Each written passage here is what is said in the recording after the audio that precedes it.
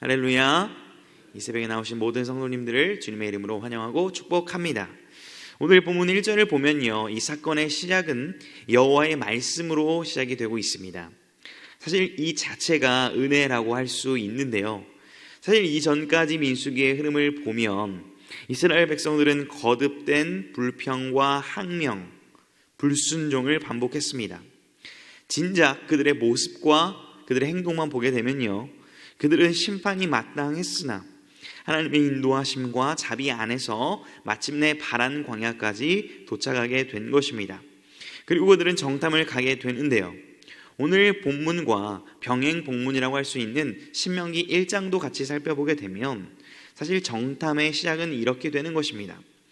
모세는 하나님의 약속을 언급하면서 너희가 이제는 이 땅에 올라가 차지하라, 두려워하지 말라, 주저하지 말라라고 먼저 말씀을 했습니다. 그런데 이스라엘 백성들은 그때 두려움과 걱정이 앞서서 사람을 먼저 우리가 보내서 우리를 위한 정탐을 하게 해달라라고 요청을 합니다.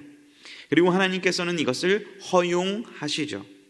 두려움과 염려가 있을 수 있는 그들에게 위로와 확신을 준 다음에 그 땅을 차지할 수 있도록 하나님께서 배려하신 것을 엿볼 수가 있는데요, 그들의 방법과 그들의 방식이 아닌 하나님의 방법과 하나님의 방식으로 승리할 수 있도록 모세를 통하여서 정탐할 사람과 방법과 해야 될 일을 명확하고 구체적으로 알려주는 것이 오늘 우리가 읽은 본문의 말씀입니다.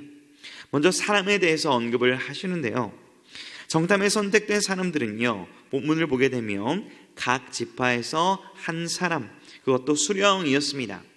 수령이라 함은 그 각 지파의 대표자, 우두머리, 리더를 의미하는데요, 12지파의 대표자가 누구입니까?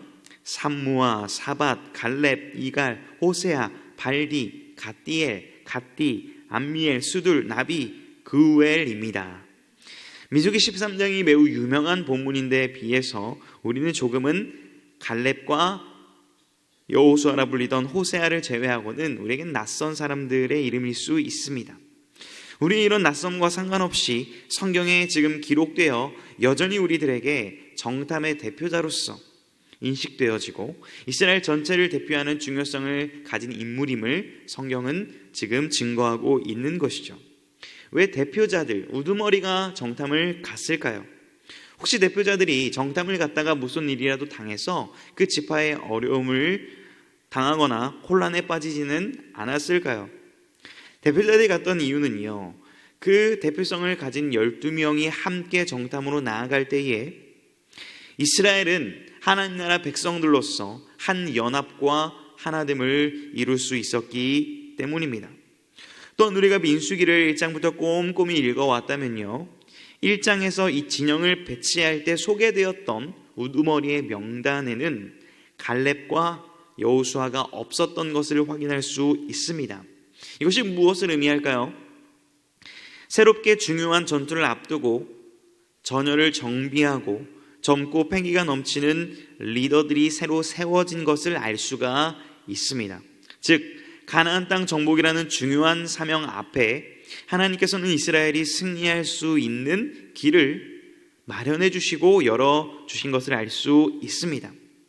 열정적이고 모범이 되어야 되는 이 대표들에게 하나님께서는 정탐의 방식까지 알려주시는데요, 자칫 열정만 앞서서 이를 그르칠 수 있는 그 젊은 지도자들에게 세밀한 방식을 알려주시는 것입니다.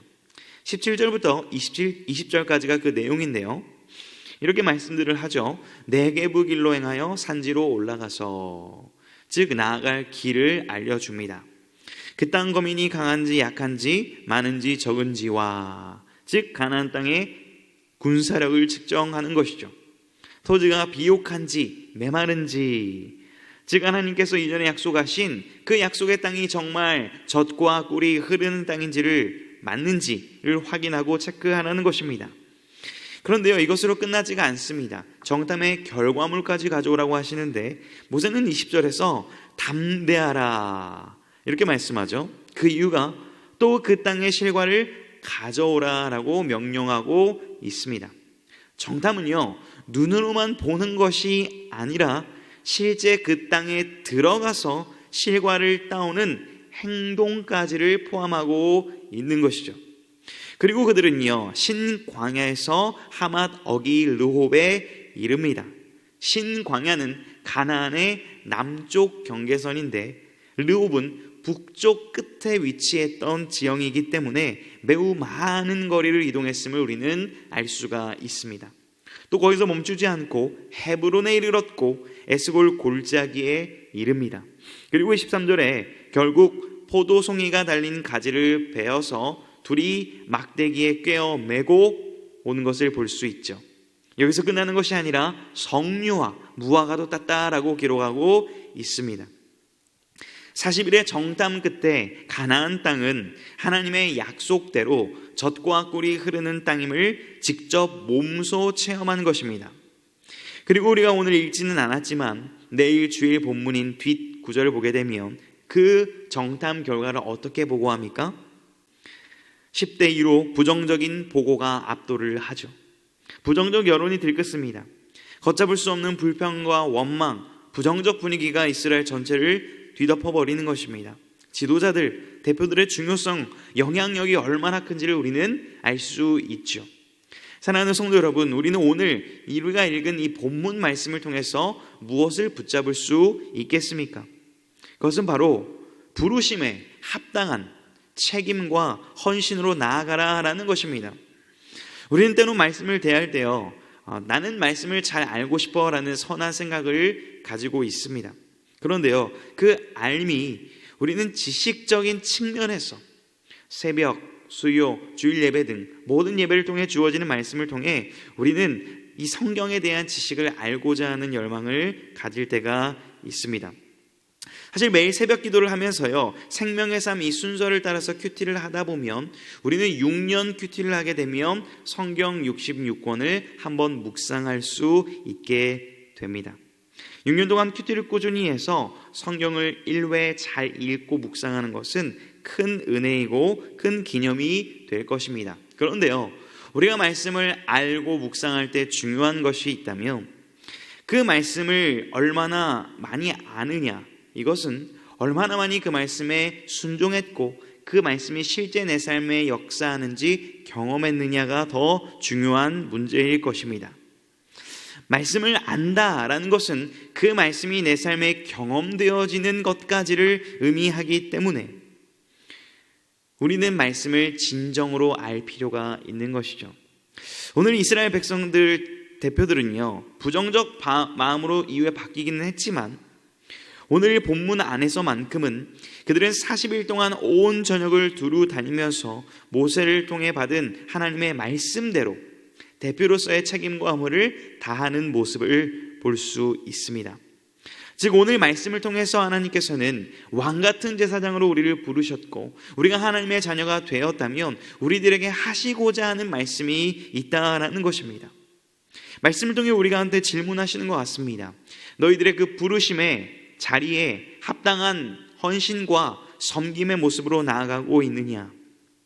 성도로서, 기도자로서, 엄마로서, 아빠로서, 아내와 남편으로서, 직분자로서 부르신 자리가 각자 다를 것입니다.